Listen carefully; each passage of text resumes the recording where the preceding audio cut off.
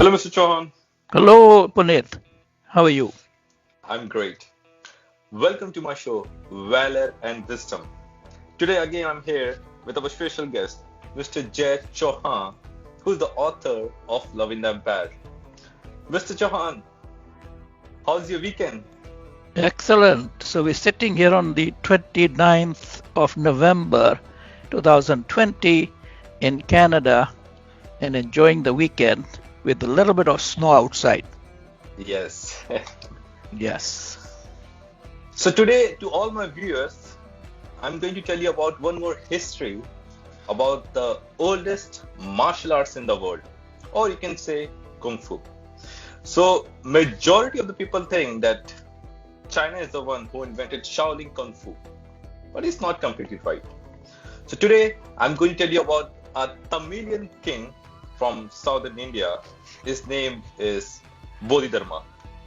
So Bodhidharma is believed to be born in the Kanchipuram city of India, located near the famous Madras city during the 450 to 500 BC. His original name is Dharmavarma. Bodhidharma is an Indian prince who is the third son of a Pallava Tamil king who grew up in a warrior family.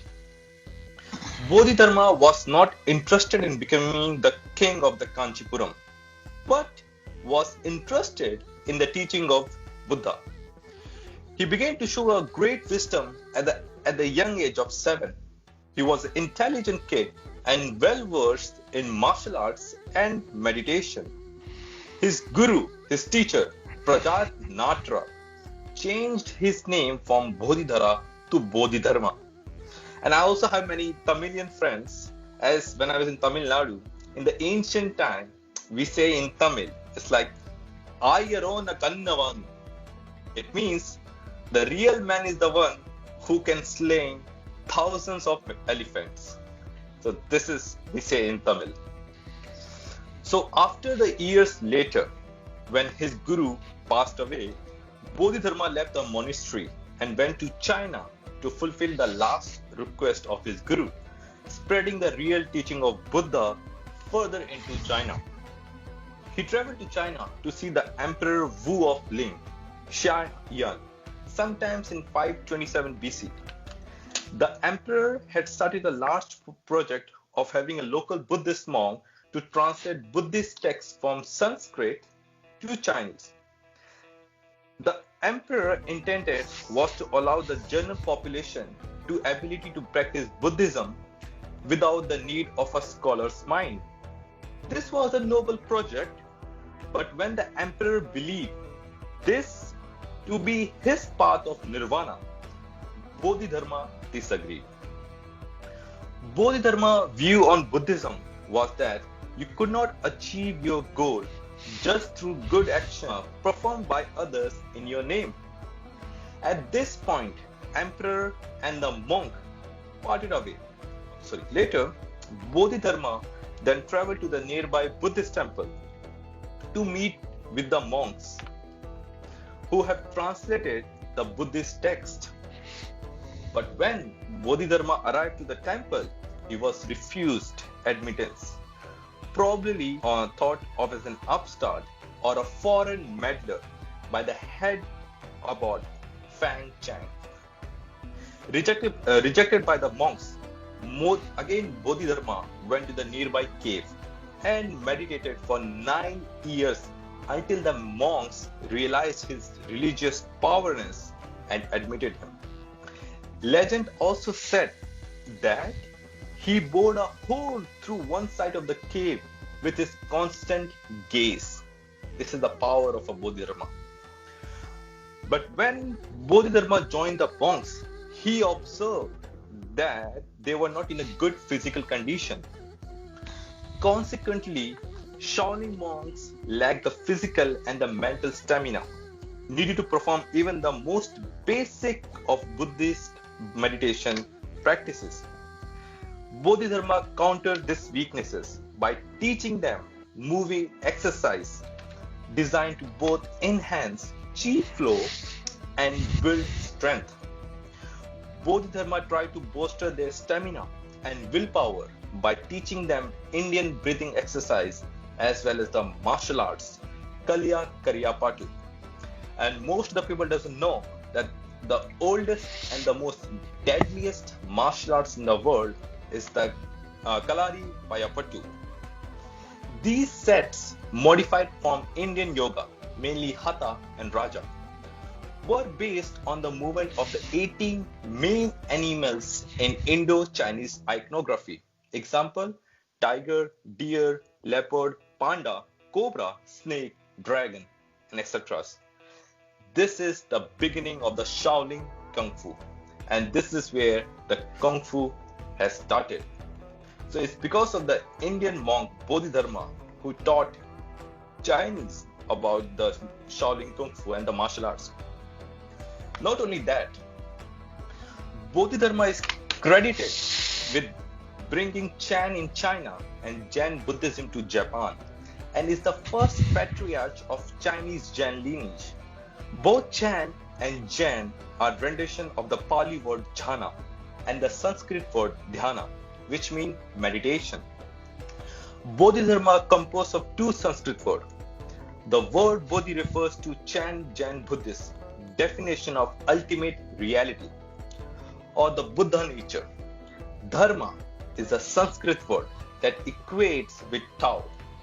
However, when both words are read together, Bodhidharma would mean the propensity of the mind or Bodhi essence. Only 2 generations after Bodhidharma, his message is said to have been carried to Vietnam. Jain teaching thereafter spread out through China and were established in Korea by the 9th century. Although Jain is usually associated with Japan, it did not take a root there until the 12th century. Almost 700 years after the death of Bodhidharma, besides being known as the father of the Jain Buddhism and Shaolin martial arts, he remains today as the pure symbol of determination, self-discipline, and awakening. So this is the untold history of Bodhidharma, the man who is the father and origin of Shaolin Kung Fu, Jiu-Jitsu, martial arts. And when Shaolin Kung Fu, in China, when they learn about the Shaolin Kung Fu, when it comes to Western countries, it became martial arts. And slowly, there's all parts come from the Kung Fu or martial arts, like karate, jujutsu, taekwondo, judo, like this. So to every one of them, you have to understand your history, that because of the Bodhidharma, a Tamilian king, that today the entire world learn about the martial arts. But martial arts is not about attacking people. It's about defending your people and defending your dharma. So Mr. Chauhan, what do you think about that part of history? Puneet, it was a pleasure to hear that story from you, and particularly to understand that the martial arts, if you like, originated in the southern part of India, which is the area where the language Tamil is spoken. So I hope to have many people from southern India watch this video, and I want to give you my reflections on the things that Indian civilization has done and what has happened in terms of many things that we've talked about, including today's episode of how the martial arts were invented in India, spread in China, and today many people think that it originated in China, but it did not actually. It originated in India, like, for example, Buddhism, which also spread very widely in China and Japan in history. And what is important to recognize is that you pointed out, and I agree with you, that the martial arts were invented for defense, not for attack. And I just want to tell you from the point of view of the evolution of the human beings, why was defense necessary? Because in the evolution, people in the jungle days fought with the animals and then even eat with each other. And that fighting nature of the human being persists as of today, but is transformed from the original defense of the person, which is very critical for the human development. If you can defend yourself, then your family, then your community or the tribe in the history, and then your village, and then your country is the order in which human beings have evolved. So we are at the stage where we are now competing as national entities around the world, and we'll be moving towards the common goal of having one government around the world, so that our fighting spirit as individuals is then controlled and tamed by civilized, organized one government for the entire world, hopefully United Nations. Yes. So that's the reason why I think that this learning, which originated of defense in India, is very critical for us to understand. So that's my view of the Kung Fu and the martial arts. But I also want to reflect on the issue of how the defense is so relevant in terms of the groupings that we created in history. So when we created, for example, the Roman Empire, the Romans actually had a city-state. At that time, because of communications and organization, it was a city that ruled much of the empire, from the Senate that sat in Rome, Colosseum that was in Rome, and then eventually in the 18th and 19th century, the communications improved and the people began to organize themselves around the nation states.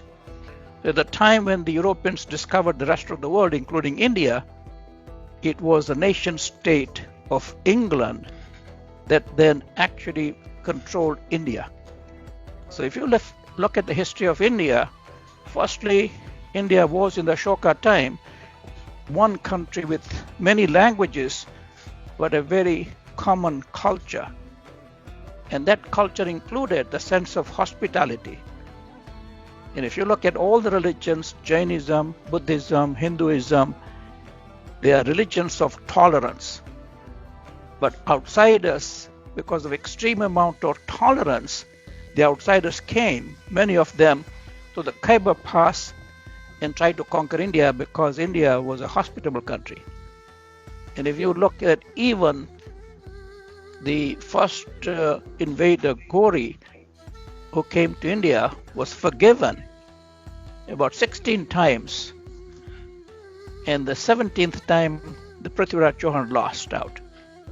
And when the Europeans came to India, and even today, if you go to India as an European, you'll see that people will invite you to your house. Yeah. People will see you as in hospitality. So our civilization of Hinduism is a religion of tolerance. But I do believe that this tolerance has been misunderstood by the rest of the world. Yes. Because the rest of the world, especially Western world, which is an assertive, expressive society, then have assumed the role of control of other societies in the colonial period, where they considered that other people were not good enough and equal for the people to be treated as equal citizens. So we are seeing the aftermath of understanding the history of India, which is a history of tolerance, to the current history where India then enters the rest of the world and has nuclear powers, just to make sure that the history of the last 1,000 years is not repeated in terms of economic terms, that others can come from outside and control the Indian economy. So I think that the way Narendra Modi is developing the economy is also the certain amount of self-sufficiency within the country for advancement, and creating a military force which is one of the biggest in the world now by numerical standards, and even the nuclear power. So that's my connection of the Kung Fu and the defensive strategy and learning of how to defend yourself. And we have to learn the same history in how to defend our own country, our own civilization, in terms of how India governs itself. So that was a pleasure talking to you, Puneet, and I really enjoyed the program. Thank you so much, Mr. Chauhan. And to every Indians, remember, because of you, world gets this kind of wisdom. So keep your head high, and especially to Sanatan Dharma, go and learn. You're the oldest and the deadliest martial arts in the world. Kallari Pattu. This is who you are. You are the son of lions. It's just you all forget and you are sleeping for a long period of time.